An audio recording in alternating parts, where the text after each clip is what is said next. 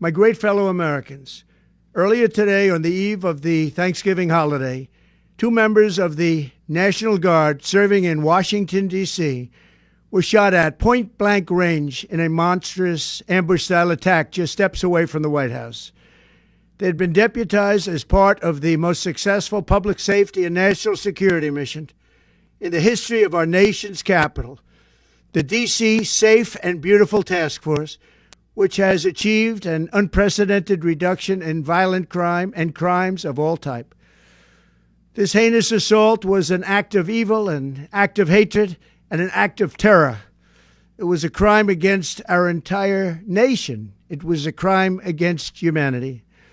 The hearts of all Americans tonight are with those two members of the West Virginia National Guard and their families. The love of our entire country is pouring out for them, and we are lifting them up in our prayers. As we are filled with anguish and grief for those who were shot, we're also filled with righteous anger and ferocious resolve. As President of the United States, I am determined to ensure that the animal who perpetrated this atrocity pays the steepest possible price. I can report tonight that based on the best available information, the Department of Homeland Security is confident that the suspect in custody is a foreigner who entered our country from Afghanistan, a hellhole on earth. He was flown in by the Biden administration in September 2021 on those infamous flights that everybody was talking about. Nobody knew who was coming in. Nobody knew anything about it. His status was extended under legislation signed by President Biden, a disastrous president, the worst in the history of our country. This attack underscores the single greatest national security threat facing our nation. The last administration let in 20 million unknown and unvetted foreigners from all over the world, from places that you don't want to even know about. No country can tolerate such a risk to our very survival.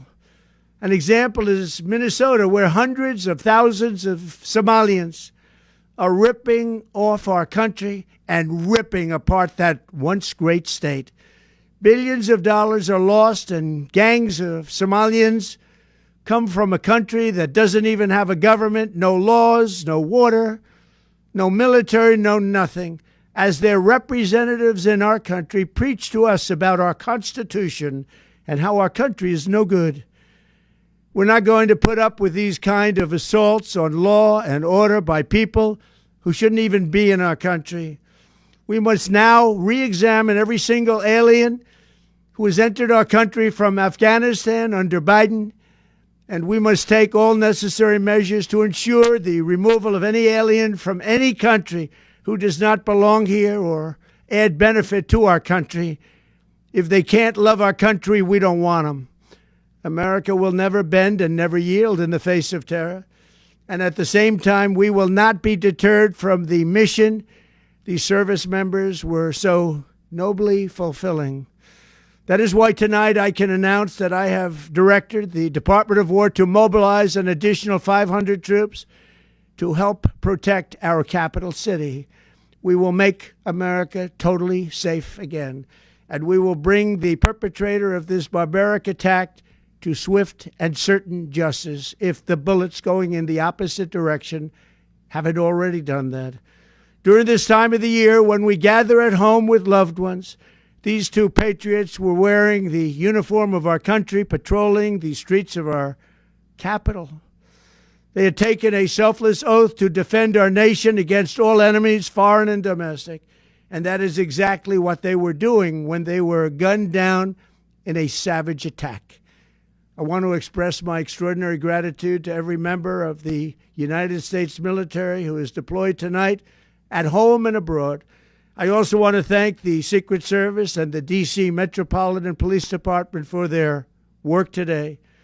This Thanksgiving, I ask every family to say a prayer for the two great heroes who were so horribly shot, and for their loved ones. Please say a prayer. May God bless them and comfort them, and may God bless and protect the United States of America. Thank you and good night.